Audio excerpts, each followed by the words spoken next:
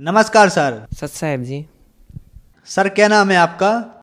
Sir दास का नाम कबीर दास है जी। सर कहाँ से हैं आप? सर हम जयपुर राजस्थान से हैं जी। सर संत रामपाल जी महाराज से नाम दीक्षा आपने कब ली? सर हमने संत रामपाल जी महाराज से नाम दीक्षा 30 अप्रैल 2010 को ली थी जी।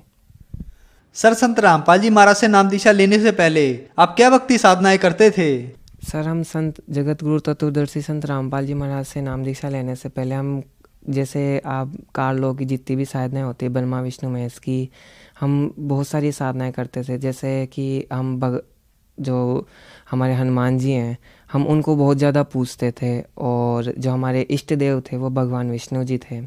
हम हनुमान जी की बहुत भक्ति करते थे, तन मन धन से उनसे यानी भक्ति बहुत करते थे उनकी। मेरे पापा खुद हनुमान जी की पुजारी हैं, 40 साल उन्होंने हनुमान जियों की भक्ति करी है जी।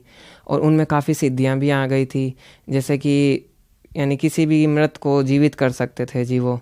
और काफ़ी यानी बोलते हैं ना कि पिछली भक्ति साधना जो इन्वर्टर में बैटरी चार्ज होती है जी, तो काफ़ी यानी भक्ति साधना हम करते थे। जैसे हम छुप छुप के मस्जिद भी जाते थे, और जो जमात के पैसे होते थे तो हम मम्मी पापा से छुप छुप के जमात के लिए पैसे भी दिया करते थे। सर जैसा कि आपने बताया कि पहले आप हनुमान जी की पूजा करते थे, विष्णु भगवान जी की पूजा करते थे और मस्जिद में भी जाते थे। आपके पिताजी ने 40 साल तक हनुमान जी की भक्ति की, तो इन सब भक्ति साधनाओं से आपको क्या लाभ मिले?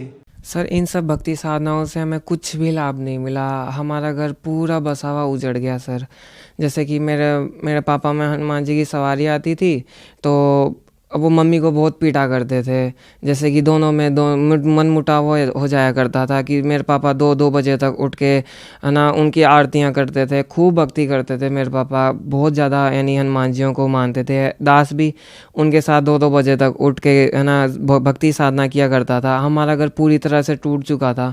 जैसे कि मम्मी बीमार होती थी बहुत ज़्यादा, मम्मी भी बहुत व्रत करती थी, करवा चौथ का व्रत रखती है, अपने मंगलवार का व्रत रखती थी, कभी कोई सा व्रत आता तो कभी शीतला देवी, यानी हर किसी का हमारे परिवार में सबने व्रत रखे हैं जी।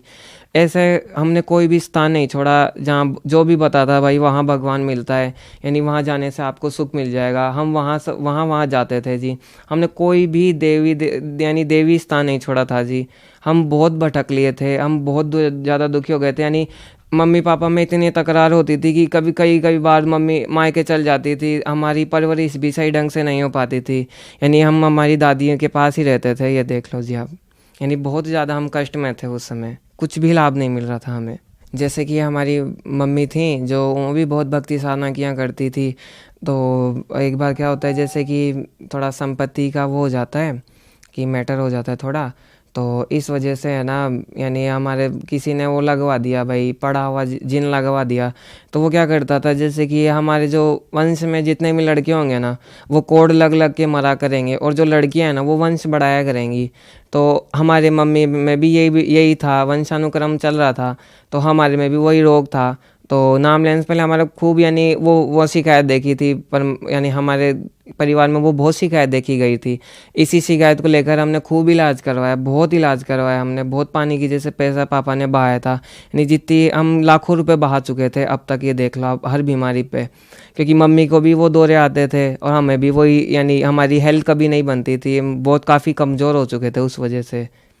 और मेरे मामा को भी यही रोग था, आज भी उनको ये रोग है। और जैसा कि ये जो रोग था वो मेरे मामी के लड़कों को भी, यानी एक की उम्र तो 22 साल है और एक की 18 साल उम्र है। तो जो 22 साल की जिनकी उम्र है उनकी पूरी पीठ पूरी तरीके से गल चुकी है, उनके हाथ पैर पूरी तरीके से गल चुके हैं। ये रोग इतना खतरनाक है, और सभी डॉक्टरों ने भी जवाब दे दिया है कि इसका कोई इलाज नहीं है, लाइलाज बीमारी, ये तो आपको भुगतनी ही पड़ेगी। और ये रोग के लक्षण हमें भी देखने को मिले थे, हमारे भी काफ़ी हाथ पैर सूख गए थे। और इसी बीमारी को लेकर पापा ने काफ़ी पैसा बहाया था पानी की जैसे। और आखिर में हार के फिर हम यही देवी देवताओं के चक्कर लगाए, खूब ज़्यादा चक्कर लगाए हमने इसी रोग के कारण, और हमें इनकी भक्ति से कुछ भी लाभ नहीं मिला। सर आपने बताया कि आप हनुमान जी की पूजा करते थे, मस्जिद में भी जाते थे, इतनी भक्ति साधनाएं आपने की, आपको भूत प्रेत की समस्या हो गई, आपके परिवार में एक ऐसी बीमारी थी जो लाइलाज थी, वो बीमारी आपको भी लग गई। तो सर इन सब परेशानियों के बीच आपको संत रामपाल जी महाराज की जानकारी कैसे मिली? सर हमारे एरिया में एक मोतीदास नाम के भगत जी हैं, उनको हम नहीं जानते, उनको मेरे पापा जानते हैं। जैसा कि एक बार वो काम कर रहे थे तो उन्होंने बोला कि चल आजा, आपको सत्संग में लेके चलता हूँ, आप काफ़ी टेंशन में रहते हो, तो आप ऐसा करो एक बार हमारे संत रामपाल जी गुरु महाराज के सत्संग में चलो। तो मेरे पापा ने बोला भाई ये सारे सत्संग एक जैसे ही होते हैं, उनका सत्संग थोड़ी कोई खास रहता है, वहाँ तो ठगते हैं, सब संत ठगते हैं और पैसा भी बहुत लेते हैं। तो उन्होंने बताया कि ये संत ऐसे संत है कि जो 1 रुपया भी नहीं लेते हैं। और मेरे पापा ने बोला वो संत तो नाम दीक्षा के समय पैसे भी लेते हैं। तो उन्होंने बताया कि ये वो वाले संत नहीं है जैसा कि आप सोच रहे हो। तो 15 अप्रैल 2010 को मेरे पापा जी ने नाम दीक्षा ली। उसके ठीक 15 दिन बाद हमारे पापा ने 30 अप्रैल 2010 को दास को और पूरे परिवार को नाम दीक्षा दिला दी थी जी। सर, संत रामपाल जी महाराज से नाम दीक्षा लेने के बाद सभी को लाभ होते हैं, तो क्या आपको भी लाभ प्राप्त हुए? हाँ जी सर, हमें बिल्कुल संत रामपाल जी गुरु महाराज की नाम दीक्षा लेने के बाद पूरे परिवार को बहुत लाभ मिले हैं जी। जैसे कि हमारे घर में भूत बाधाएं थी, जैसे मेरे पापा के अंदर 18 जिन और 19 भूत आया करते थे जी, रात रात को बहुत परेशान करा करते थे जी। संत रामपाल जी गुरु महाराज की नाम दीक्षा लेने के बाद में उनको ये प्रेत बाधा भी आशीर्वाद मात्र से ही दूर हो गई थी जी। जब पहली बार उन्होंने संत रामपाल जी गुरु महाराज से नाम दीक्षा लेने गए थे जी, तो वो यानी जो जगत की वेशभूषा होती, जैसे दाढ़ी बड़ी हुई थी, एकदम बहुत घुटनों से नीचे तक की दाढ़ी थी और एकदम घुटने से नीचे तक के बाल हुआ करते थे। तो वो उस बाबा जी रूप में गए थे, बोले कि भाई संत की तो यही वेशभूषा होती है। वो खुद को भी एक संत माना करते थे। तो संत रामपाल जी गुरु महाराज ने बोला कि आप ऐसा करो, पहले थोड़ा यानी बाल वगैरह ये इनको कटवाओ और फिर उसके बाद में आपको नाम दीक्षा दी जाएगी और फिर आप दर्शनों की लाइन में आ जाना जी। तो फिर उन्होंने ये सब कराने के बाद वो नहा के आए और नहा के आने के बाद संत रामपाल जी गुरु महाराज की दीक्षा ली और आशीर्वाद की लाइन में लगे हुए थे जी। तो उन्होंने परमात्मा ने दूर से ही उनका नाम ले लिया और बोला कि बेटा तू अब आ रहा है, मैं तेरे लिए तो कब से बाढ़ देख रहा था। तो मेरे पापा की आंखों में अचानक से आंसू आ जाते हैं जी और नीचे नीचे मस्तक कर लेते हैं और फिर परमात्मा आशीर्वाद देते हैं उनको। और उनका मेरे पापा बताते हैं कि एकदम से मानो जैसे अचानक से टनों वजन शरीर से हट गया हो और फिर उनकी प्रेत बाधा ही वहाँ से दूर हो गई थी। फिर उन्होंने बताया कि अब मेरे शरीर में कोई भी प्रेत बाधा नाम की कोई चीज़ नहीं है जी। मेरी मम्मी बहुत बीमार पड़ा करती थी। सावन भादवे के महीने में तो हम भैरू जी के जाते थे। अजमेर के अंदर स्थान है इनका, भैरू बाबा का, तो हम वहाँ जाया करते थे। मेरी मम्मी बहुत बीमार पड़ा करती थी। हम कम से कम बहुत पैसा खर्च कर दिया करते थे। कभी मेरी मम्मी जाती तो मैं बीमार पड़ता, अगर मैं सही होता तो मेरे से छोटे भाई बीमार पड़ते, यानी कि एक कोई ना कोई अस्पताल में रिहाई करता था। और हमारी आर्थिक परेशानी भी बहुत हुआ करती थी। आर्थिक परेशानी में ये थी कि हमारे खाने के भी लारे पड़ने लगे थे। हम बहुत भक्ति किया करते थे, उसके बाद भी हमारे खाने के लारे पड़ा करते थे। संत रामपाल जी गुरु महाराज की दीक्षा लेने के बाद में हमारे को कोई भी यानी ऐसा दिन नहीं गया जिस दिन परमात्मा ने बरकत नहीं करी हो। संत रामपाल जी गुरु महाराज से दीक्षा लेने के बाद में खूब बरकत हुई है हमारे शरीर, हमारे आर्थिक यानी जो लाभ के अंदर है। हमारे घर के अंदर कर्जा मांगने वाले बहुत आया करते थे और इनकी दीक्षा लेने के बाद में हमारे परमात्मा ने इतना काम दिया, 1 साल में सबका कर्जा उतरवा दिया। हमारे 6 या 7 लाख रुपए हमारे यानी कर्ज लिया हुआ था, आज परमात्मा के दया से वो काफ़ी कम में रह गया। यानी संत रामपाल जी महाराज ने बहुत ज़्यादा बरकत करी है हमारे आर्थिक लाभ के अंदर भी। हमारे घर के अंदर यानी बहुत मांगने आते थे, कभी कभार तो स्थिति हाथापाई भी पहुंच जाती थी, यानी कर्जा इतना हो गया था। एक बार क्या होता है कि मेरा छोटा भाई रहता है, उनकी मम्मी की डिलीवरी ख़राब हो जाती है तो ओण का टुकड़ा अंदर रह जाता है जी। तो अंदर रह गया तो मम्मी का खून बंद नहीं हो रहा था, तो एडमिट करवाए। उस समय नया नाम लिया ही था जी, तो एडमिट करवाए और ओ नेगेटिव हमारा ब्लड ग्रुप था जो जल्दी से मिलता भी नहीं है इतना। तो फिर खूब यानी मेरे पापा ने भी खून दे दिया और अस्पताल वाले भी ऐसे निकले कि मम्मी के इंजेक्शन डालें और खून निकाल लें, रिस्टोर कर लें। यानी थोड़ी सी भी देर हो जाती, परमात्मा आज मेरी मम्मी इस दुनिया में नहीं रहती। संत रामपाल जी महाराज ने ही दया करी और उसके बाद में एक नर्स का रूप परमात्मा बना के आते हैं जी। उस समय हमारी राजस्थान की मुख्यमंत्री वसुंधरा जी सिंधिया रहती हैं जी, जो एक नर्स ने बताया कि आप वसुंधरा जियों से बात करो और उन्हीं से आप लगाओ एक बार। तो आम आदमी के पास में और मुख्यमंत्री का नंबर नहीं हो सकता जी, किसी भी हाल में नहीं हो सकता जी। और उस नर्स ने बोला हमारे को, मुख्यमंत्री का नंबर दिया और उसने बात करी मुख्यमंत्री ने की, और चारों ओर ग्रीन कॉरिडोर बना दिए, यानी कि सारी सड़कें खाली करवा दी। और मेरी मम्मी की ज़िंदगी केवल 15 मिनट की मात्र बची थी। और 5 नंबर हमारे यहाँ पे जगह है जयपुर में, 5 नंबर ज्योति हॉस्पिटल है जी, वहाँ से और जनाना अस्पताल की दूरी काफ़ी रह जाती है, 45 मिनट का रास्ता रहता है। और परमात्मा की दया इतनी हुई कि कोई भी बीच में नहीं आया, और यानी 15 मिनट के अंदर हमारे मम्मी जनाना अस्पताल पहुँच जाती है। और वहाँ से पहुँचने के बाद में फिर वहाँ परमात्मा एक नर्स का रूप बना के आते हैं, और नर्स का रूप बना के आए, मम्मी को दर्शन भी दिए थे जी। फिर संत रामपाल जी महाराज ने नर्स का रूप बना के आते हैं जी, अंदर मम्मी को आशीर्वाद देते हैं और देखते हैं कि मम्मी एकदम ठीक, एकदम स्वस्थ हो गए आशीर्वाद मात्र से ही। और उस समय हमने नया नाम लिया ही था, यानी नए नए जुड़े ही थे। परमात्मा ने लाभ भी ये दिया, और हमको आध्यात्मिक लाभ भी बहुत हुआ कि हम बचपन से ही ये आशा रखते थे कि परमात्मा नाम की कोई चीज़ है। मैं बचपन से ही ये खोजा करता था। मेरे पापा भी मुझे ये बताया करते थे, हनुमान जी की साधना करने के बावजूद भी मेरे पापा ये बोला करते थे कि बेटा एक परमात्मा है जो सबका धारण पोषण करता है बेटा, और उस परमात्मा को मैं भी नहीं जानता। ये हनुमान जी भी पूर्ण परमात्मा नहीं है, ये भी हम अपन को इतना ही दे सकते हैं, जितना हम उनकी भक्ति करेंगे उतना ही लाभ हमें ये दे सकते हैं। वो भी और हम भी सब परमात्मा की खोज में लगे हुए थे जी।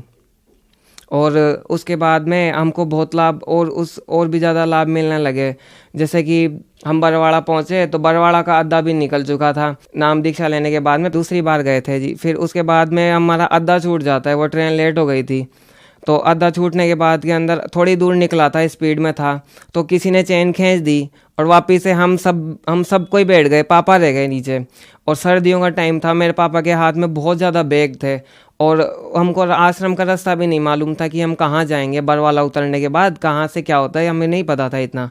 तो फिर मेरे पापा बोले कि परमात्मा है संत रामपाल जी महाराज, ये आप ही के बच्चे हैं, और आज ये छूट जाएंगे तो है संत रामपाल जी महाराज इनका क्या होगा। इतना कहा ही था, हम ट्रेन स्पीड पकड़ ली। फिर संत रामपाल जी महाराज सफ़ेद कुर्ते पजामे में आते हैं, मेरे पापा का हाथ पकड़ते हैं और इतना तेज़ दौड़ाते हैं कि डायरेक्ट उसी डब्बे में जाके बैठा देते हैं मेरे पापा को। और हम देखते हैं कि इतनी स्पीड में, लोग भी देख के हैरान थे कि जहाँ प्लेटफॉर्म ख़त्म हो जाता है, पटरियाँ चालू हो जाती है, इतना स्पीडली इंसान भाग कैसे सकता है। सब ने महसूस भी किया। और फिर हमारे पापा ने बताया कि संत रामपाल जी महाराज आए थे और उन्होंने हमारे को इस डब्बे में बैठाया जी। और उसके बाद में हमारे को और लाभ मिलने लगे, हम भक्ति करने लगे, परमात्मा ने बहुत दया करी। एक बार क्या होता है कि मेरा भाई ने ना मेरे पेट के अंदर, जैसे हम खेल रहे थे तो मेरे पेट में ज़ोर से मारा ऐसे हाथ से, तो मेरी पेशाब की नली क्रैक हो गई थी जी। तो पेशाब की नली क्रैक हो गई, डॉक्टर ने देखा, भाई बोले कि इसकी तो पेशाब की नली क्रैक हो गई है, तो अब तो मुश्किल ही है। यानी मेरी हालत भी बहुत सीरियसली हो गई थी कि मैं चक्कर वगैरह आ गए थे, बेहोश हो रहा था, होश में लाना ज़रूरी था। तो मेरे पापा बोल रहे थे बेटा फर्स्ट नाम का मंत्र कर, बेटा फर्स्ट नाम का मंत्र कर। तो उसके बाद में हमने फर्स्ट नाम का मंत्र करा, और डॉक्टर जहाँ बोल रहे थे कि इसका तो सीरियस स्थिति है, 2 घंटे बाद संत रामपाल जी महाराज हॉस्पिटल में प्रकट होते हैं और मेरे सिर पे हाथ फेरते हैं जी, और बोलते हैं बेटा आप घर आ जा। 2 घंटे बाद देखते ना तो वो जो हमारे वो पेशाब की थैली जो क्रैक थी वो क्रैक भी नहीं रहती, और मुझे आराम भी मिल गया जी। और मैं 2 घंटे बाद घर भी आ गया। और उसके बाद में और लाभ दे परमात्मा ने हमको। फिर क्या होता है कि अचानक हमारे लीवर यानी बगल में फोड़ा हो जाता है जी, और हमने डॉक्टरों से चेक करवाया तो डॉक्टर बताते भाई इसके तो लीवर कैंसर है, और हमारी इतनी आर्थिक स्थिति भी नहीं थी। अगर डॉक्टर बोलते अगर आप इसको करवा भी लोगे ना तो ये बचना इसका मुश्किल है जी। तो हम संत रामपाल जी महाराज से अरदास लगवाए। फिर अरदास लगाने के बाद में अरदास लगाई, और फिर नाम बोलते हैं कि ठीक है जी। अरदास लगवाने के बाद में फिर परमात्मा संत रामपाल जी महाराज की दया हुई, और वो फोड़ा बिना ऑपरेशन के ही दास का ठीक हो गया। उसके बाद से हमें और लाभ मिलना चालू हुए। एक भगत का हमने इंटरव्यू सुना था कि उसके परमात्मा ने अक्षर चेंज कर दिए थे, और हम सर्वानंद का भी सत्संग सुनते थे कि सर्वानंद के भी परमात्मा ने अक्षर चेंज करे थे। हमें विश्वास था कि जो परमात्मा सब कुछ कर सकता है तो परमात्मा अक्सर चेंज भी कर सकता है। 12th क्लास में हम बीमार थे जी, काफ़ी यानी पूरी साल हम बीमार रहे और बीमारी के कारण अस्पताल वगैरह के चक्कर लगते रहे जी। और इसी चक्कर के अंदर हमसे पढ़ाई नहीं हो पाई, यानी जो हम पढ़ाई करनी चाहिए थी पास होने के लिए, जो परसेंटेज बनाने के लिए, वो हम पढ़ाई नहीं कर पाए थे जी। तो हमको पता था भाई जो परमात्मा 10th में अक्सर चेंज कर सकता है वो 12th में भी हमारी मदद करेगा। उससे पहले क्या होता है जी, जैसे कि जब पेपर देने का टाइम आता है तो 1 फरवरी का दिन था जी, हम स्कूल गए हुए थे, यानी पहले जब बीमार थे तो हम अस्पताल से सीधा स्कूल ही चले गए थे जी। और स्कूल गए तो उस दिन क्या होता है कि हमारा छोटा भाई काम नहीं करके ले जाता है स्कूल का, और मैडम थी जो भाई उसको भाई मेरे छोटे भाई को भी पीट दिया और बोलती है कि चोर को नहीं, चोर की माँ को भी पीटा जाता है। तो बड़े हम भाइयों में से हम ही बड़े हैं, तो बोले कि अब इसका भी नंबर लो क्योंकि ये ध्यान नहीं देता है जी। तो उन्होंने 4-5 फीट का डंडा था भरवा बांस का, तो उन्होंने मेरे बैक साइड पे मारना चाहा, तो हमने बचने के लिए पीछे हाथ कर दिया यूँ, तो यूँ हाथ गिरा तो वो डंडा यहाँ पे लग गया मेरे इधर की साइड में, और ये मेरा हाथ के दोनों जॉइंट उतर गए नीचे। 1 फरवरी को ये घटना घटी और मेरा हाथ पूरा वाइब्रेट होने लगा और मेरा हाथ पूरा टूट गया, यहाँ से गट्टे उतर गए जी दोनों। और गट्टे उतरने के बाद में फिर मैडम बोलती है कि ये तो नाटक करने लग गया, ये वो करने लग गया। फिर डायरेक्टली अस्पताल लेके गए हमें। अस्पताल लेने के बाद में एक्सरे करे, एक्सरे करने के बाद में देखते हैं कि जो इसके तो वास्तव में दोनों गट्टे उतर गए। आप चाहो तो पुलिस कंप्लेंट भी कर सकते हो, पर हमें संत रामपाल जी महाराज की दी हुई शिक्षा याद थी कि भाई कोई भी चाहे कैसा ही करे, अपन कुछ भी नहीं करना है उसके साथ में, परमात्मा जो करता है अच्छे के लिए ही करता है जी। फिर उसके बाद में डॉक्टर ने बताया कि बेटा तेरे 6 महीने तो प्लास्टर रहेगा और तेरे जो नसें वगैरह ये भी क्रैक हो गए क्योंकि चोट बहुत ज़्यादा गहरी है जी, इसलिए मांस वगैरह भी फट गया। तो ऐसा करो आप 2 महीने के लिए कच्चा प्लास्टर लगाते हैं, फिर आपका पक्का प्लास्टर करेंगे जी, और थोड़ा गट्टा बिठाने के लिए ऑपरेशन वगैरह भी करने होंगे। और हम सुनते ही सकते में आ गए क्योंकि हमारे 2 मार्च से पेपर थे और अगले महीने हमारे पेपर हैं और हम काफ़ी डर गए थे जी। हम फिर संत रामपाल जी महाराज से अरदास लगाए जी। 1 मार्च का दिन था, अरदास दरबार साहिब में ही दीपक करता हुआ सो गया था जी, और रोते रोते सो रहा था कि क्योंकि परमात्मा कल हमारे पेपर है, कल मैं किस हाथ से लिखूंगा परमात्मा। हम काफ़ी दुखी हो गए थे और बोला कि परमात्मा आज आपका नाम दाव पे लगा है, क्योंकि मोहल्ले वाले भी चिढ़ाते हैं कि तू तो बोलता था तेरे अक्षर चेंज करेंगे, तेरे अक्षर चेंज करेंगे, तेरे परमात्मा यूँ कर देते तो तेरा हाथ भी ठीक करेंगे। तो मोहल्ले वाले ऐसे यानी बोलते थे, हमें चिढ़ाते थे खूब काफ़ी। तो फिर रात के 1:30 बजते हैं कि हम देखते हैं कि हमारे यानी झोपड़ी के अंदर अचानक से ही तेज प्रकाश निकलता है। तो हम देखते हैं भाई अचानक से इतना लाइट का फोक्स कहाँ से आ गया।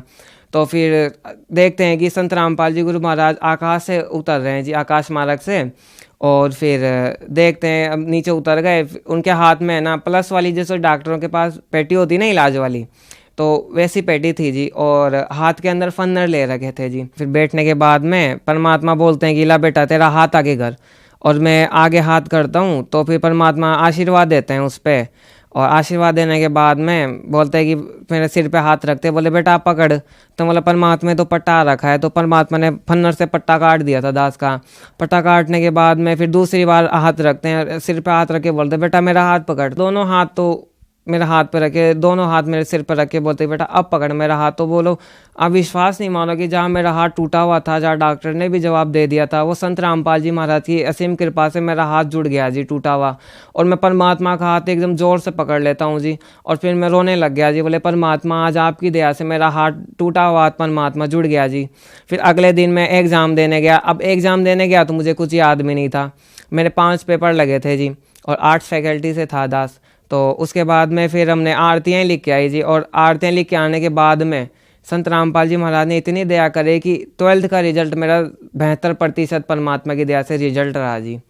और इसी के बाद में 2011 के अंदर संत रामपाल जी महाराज हमें सतलोक लेके गए थे जी। क्या होता है कि हमारे मम्मी पापा सत्संग में चल जाते हैं जी बरवाला, और कुछ कारण की वजह से मैं नहीं जा पाता हूँ सत्संग में। तो मैं माला कर रहा था सतनाम की, और लेटा हुआ था जी, और रो रहा था, बोले परमात्मा मेरे जैसा अभागा कोई नहीं है जी, और परमात्मा यानी आपके सत्संग में भी नहीं आ सकता। तो उसके बाद में संत रामपाल जी महाराज की दया हुई, तो संत रामपाल जी महाराज दास के घर पे प्रकट हो जाते हैं जी, और बोलते हैं कि बेटा आजा तेरे को घुमा के लाता हूँ जी सत्संग में।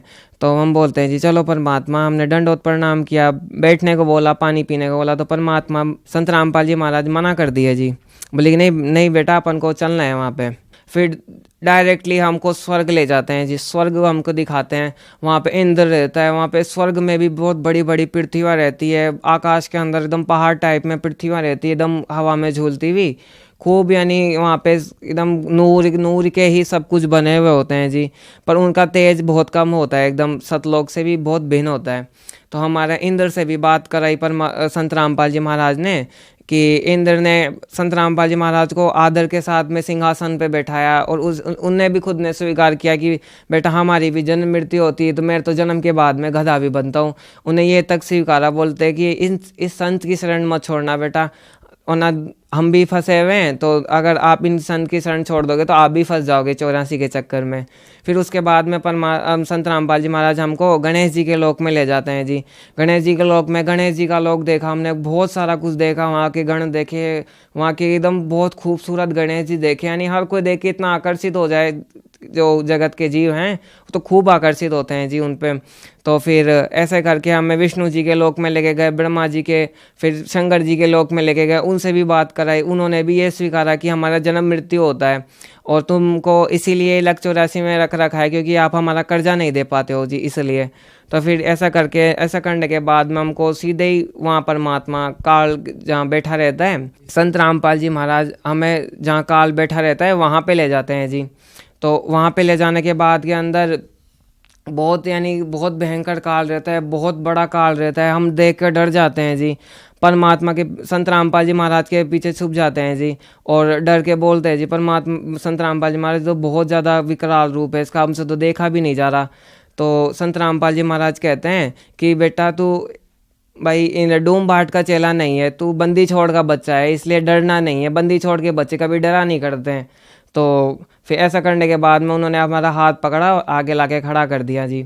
फिर आगे लाके खड़ा करने के बाद में फिर हम देखते हैं कि गॉड बहुत विशाल था, और सतलोक के दरवाजे ऐसे पेट लगा के बैठा है जी, बहुत ज़्यादा, और ऐसे आँख नीचे हुए था जी। तो फिर मुझे पर संत रामपाल जी महाराज बोलते हैं कि भाई आप ऐसा करो, सतनाम का जाप करो। फिर हमने सतनाम का जाप करा जी। सतनाम का जाप जैसे ही करा तो वो एकदम सीधा स्ट्रेट बैठा हुआ काल एकदम नीचे झुक गया, एकदम पूरा नीचे झुक गया। तो संत रामपाल जी महाराज ने उसके सर पे पैर रखा, और दूसरे पाँव के अंदर हम सतलोक पहुँच गए जी। और सतलोक जैसे हम पहुँचे तो बाहर देखते एकदम रोशनी सी रोशनी निकलती, जैसे हम सतलोक के पास गेट के पास है तो हम देखते हैं कि सुंदर सा एकदम सोने के सा दरवाज़ा रहता है उसके अंदर बहुत सोने की सी धीमी धीमी सी महक आती है, एकदम यूँ एकदम रोशनी से आती है, और ऐसे हीरे मोती बड़े बड़े एकदम लगे हुए रहते हैं दरवाज़ों पे। एक इधर एक इस साइड हंस खड़ा रहता है, एक उस साइड हंस खड़ा रहता है हाथ जोड़े हुए। संत रामपाल जी महाराज सतलोक के अंदर जैसे प्रवेश करने लगते हैं हम, तो हमारी हाइट भी बढ़ जाती है, बहुत बड़ी हाइट, लंबी लंबी हाइट हो जाती है। मेरी यहाँ से ड्रेस जो पहन के गया था वो वहाँ चेंज हो गई जी। वहाँ पे हमने सफ़ेद कपड़े एकदम प्यारे से, और हमारे सिर के ऊपर टोप भी आ गया। और ऐसा करने के बाद में काफ़ी तादाद की संख्या में हमारे जो सतलोक के जितने भी हंस हैं वो हमको घेर के खड़े हो गए, और ऐसे बोलने लगे कि देखो जो काल के लोग से एक पर संत रामपाल जी महाराज ने एक जीव को लेके आए जी सतलोक दिखाने के लिए। तो हमें काफ़ी खुश होने लगे, और काफ़ी खुश होने के बाद के अंदर और हमको घेर भी लिया। फिर हमने बोला कि भाई, हम बोलने लगे कि हमें पहले हमारा घर दिखाओ जी। तो फिर दो हंस हमको हाथे से एकदम आदरपूर्वक लेके गए जी, एकदम यूँ यानी हमारा घर दिखाने के लिए लेके गए जी। और हमने अपना घर देखा, हमने बाग देखे, वहाँ के बगीचे देखे, हमने नहर देखी वहाँ पे है, हमारे घर के सामने एकदम बाग बना हुआ है, और ऐसे सामने से नहर सी जा रही है, नहर के ऊपर पुल भी है, और हमारा साइड में विमान भी खड़ा है। हमने हमारा खुद का विमान भी देखा, अंदर से खुद का घर देखा, हमने बहुत कुछ देखा सतलोक में। परमात्मा ने बहुत सृष्टि दिखाई। और फिर उसके बाद में वहाँ की हंस आत्मा बोलते हैं कि आ जाओ, अब आपको सदगुरु जियों के दरबार में लेके चलते हैं जहाँ परमात्मा बैठा करते हैं।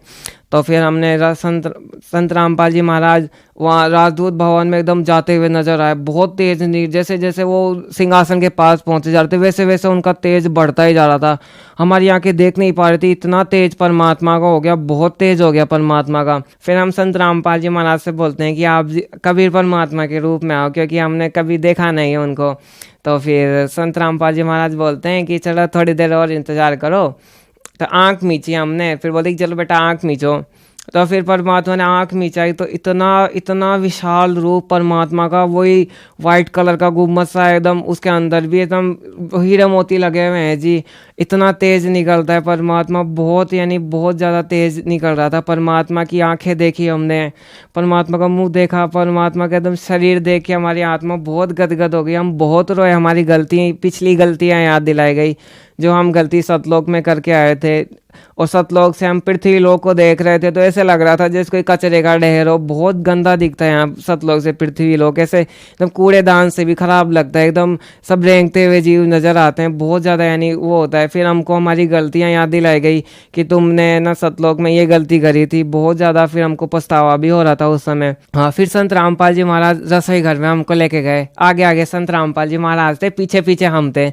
यहाँ सामने एकदम इधर साइड में या हंसा आत्मा थी, वो खड़े हैं और ऐसे ऐसे ऐसे नीचे नतमस्तक हो रही हैं संत रामपाल जी महाराज को देख के। और फिर उसके बाद में हम देखते हैं कि रसोई घर एकदम खाली सा है, तो हम बोले परमात्मा यहाँ तो कुछ है ही नहीं। तो फिर संत रामपाल जी महाराज हंसने लग गए जी, और फिर ऐसे बोलते बेटा तुमने इच्छा ही नहीं करी है अभी। फिर ऐसा करने के बाद में फिर बोले कि चलो हम इच्छा करते हैं, बोले कि हमने इच्छा करी कि सतलोक का सबसे फेवरेट जो डिश है ना वो आ जाए। तो इतना करने के बाद हमने इतनी इच्छा ही करी थी कि जितना में ना नीले कलर का एकदम कालीन सा आता है, वहाँ के कालीन बहुत बढ़िया है एकदम, उनमें भी हीरे मोती लगे हुए हैं, फूल पत्तियाँ एकदम उभरी उभरी हुई तो फूल पत्तियाँ हैं जी। और फिर संत रामपाल जियों के लिए लंबा सा एकदम वो आता है कालीन, जिस पे साइडों में बॉर्डर बनी हुई थी जी। और जैसे जैसे परमात्मा उन पे पाँव रख रहे थे जी, वैसे वैसे उन कालीन के अंदर से कमल के नीले गुलाबी वाइट वाले ऐसे है ना कमल के पुष्प एकदम खिल रहे थे। संत रामपाल जी महाराज हमारे जो घर पे जो खाना खाते हैं वो तो चौकी पे बैठ के खाते हैं जी, हम नीचे नहीं खाते।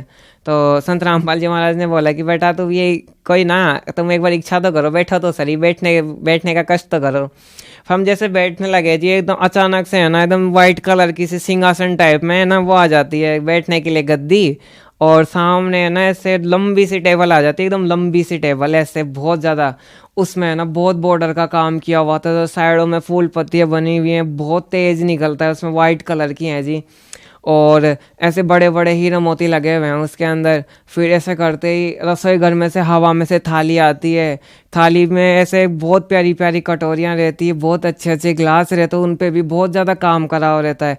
यानी वो चीज़ें देखी जो यहाँ पे दिखती नहीं है, यानी ढूंढे भी नहीं मिले इस गंदे लोग के अंदर। तो फिर उसके बाद में हमने भोजन खाया। हमने जैसे हम यहाँ पे संत रामपाल जी महाराज हमें बताते हैं कि भोजन जो करते हैं तो पहले भोग प्रसाद लगाते हैं जी। तो फिर हमने भी वहाँ वही क्रिया करी जो हम यहाँ से सीख के गए थे जी। तो बैठे थे परमात्मा, तो जैसे हमने आरती अन्नदेव की बोली तो संत रामपाल जी महाराज जहाँ सामने सिंहासन पे बैठे थे वो मेरे पास में आके बैठ गए जी। बोले कि बेटा तूने भोग लगाया है तो मैं भोग तो कर भोग प्रसाद तो खाऊंगा ही। तो हम बोलते हैं कि परमात्मा अब जब हम पृथ्वी लोक पे भोग प्रसाद निकालते हैं जी, जब तो आप दिखते नहीं हो, और यहाँ सतलोक के अंदर तो फटाफट आ गए आप यहाँ पे। संत रामपाल जी महाराज बोलते हैं कि हम प्रत्यक्ष रूप से सबके साथ रहते हैं जी। जो बच्चा जो इतना यानी भोग प्रसाद लगाते हैं जी हम ग्रहण जरूर करते हैं जी, मालिक का प्रसाद होता है। तो फिर ऐसा करने के बाद में फिर परमात्मा ने भोग प्रसाद खाया जी, हम बहुत खुश हुए उस समय। भाई मालिक ने यानी जो दास का जो निकाला हुआ प्रसाद था वो परमात्मा ने ग्रहण किया। फिर ग्रहण करने के बाद में फिर परमात्मा ने सतलोक घुमाया। हम विमान के अंदर घूम रहे थे और काफ़ी बहुत सारा भगत भी थे वहाँ पे, यानी हम साथ में विमान में घूम रही थी।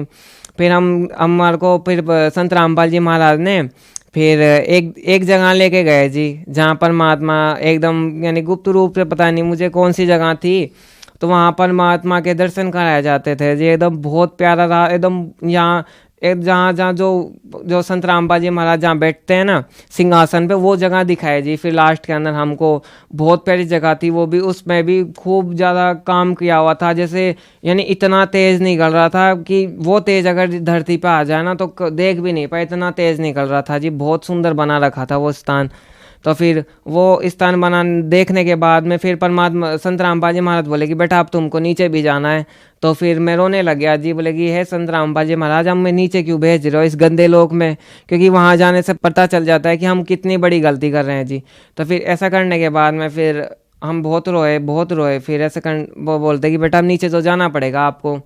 तो फिर हम राजी हो गए। फिर राजी होने के बाद में बाघ आता है रास्ते के अंदर, हम संत रामपाल जी महाराज हम टहलते हुए बाग के अंदर खूब बातें कर रहे थे, परमात्मा बता रहे थे, बच्चों तुम इधर खेला करते थे, मैं भी खेलता था तुम्हारे साथ में, देख बेटा तू उधर खेला करता था, देख तुम्हारे भाई भी ऐसे खेला करते थे पृथ्वीलोक पे, जो अभी जो 84 भुगत रहे हैं ना बेटे, तो फिर ऐसे करके हंसते हैं, कभी उदास हो जाते थे जी। तो फिर हमने सेव देखे वहाँ के, बहुत प्यारे प्यारे सेव थे, मैंने खूब इच्छा खा के जाऊँगा। तो हमने एक बार इच्छा प्रकट ही कर दी थी, बोले कि संत रामपाल जी महाराज हमें सेव खाने हैं जी। तो फिर ऐसा करने के बाद में हम सेव की इच्छा करें तो फिर परमात्मा संत रामपाल जी महाराज बोलते हैं कि चलो बेटा खा लो। तो हमने एक सेव तोड़ी, तो हम ये देखते थे कि हमारे पृथ्वी लोक पे तो एक बार फल तोड़ने पे अगले यानी 3-4 महीने तक इंतजार करना पड़ता है जी। वहाँ पे हमने फल तोड़े तो दोबारा हैंड टू हैंड वो फल वापस आ गया। हम अचंभित हो गए, बोले कि ये क्या बात हुई कि एक ही तोड़ा दोबारा कैसे हो गया उसी पे। तो फिर ऐसा करने के बाद में फिर हमने दूसरा तोड़ा, तीसरा तोड़ा, ऐसा करके तोड़ते गए, काफ़ी समय बीत गया। और संत रामपाल जी महाराज दूर से खड़े खड़े हंस रहे थे, हमारे काफ़ी ज़्यादा सेम हो गए थे हाथ के अंदर। तो संत रामपाल जी महाराज बोलते हैं कि बेटा ये मृतलोक नहीं है, ये सतलोक है, यहाँ की चीज़ें अविनाशी, यहाँ पे कभी भी यानी नहीं ख़त्म होती है जी। फिर हम थक गए जी, फिर थकने के बाद बोलते कि परमात्मा मुझे खा ही लेता हूँ सेव। तो फिर हमने एक सेव खाया और फिर एक आम भी खाया था, एक अंगूर खाया था। फिर परमात्मा बोले कि बेटा अब तू नीचे जाओ और अपने जो जितने भी भाई बहन हैं उनको भी ये बताना। तो फिर ऐसा करने के बाद में हम नीचे आ गए थे जी। सर, जैसा कि आपने बताया कि आप पहले बहुत बीमार रहते थे, आपके परिवार में पारिवारिक भूत प्रेत की लाइलाज बीमारी की समस्या थी, आपको लीवर में कैंसर हो गया। इन सब समस्याओं से संत रामपाल जी महाराज ने आपको निजात दिलाया। आपको 10वीं और 12वीं में संत रामपाल जी महाराज ने पास किया और संत रामपाल जी महाराज ने आपको सतलोक भी दिखाया। तो जो श्रद्धालु आपको देख रहे हैं, आप उन्हें क्या संदेश देना चाहेंगे?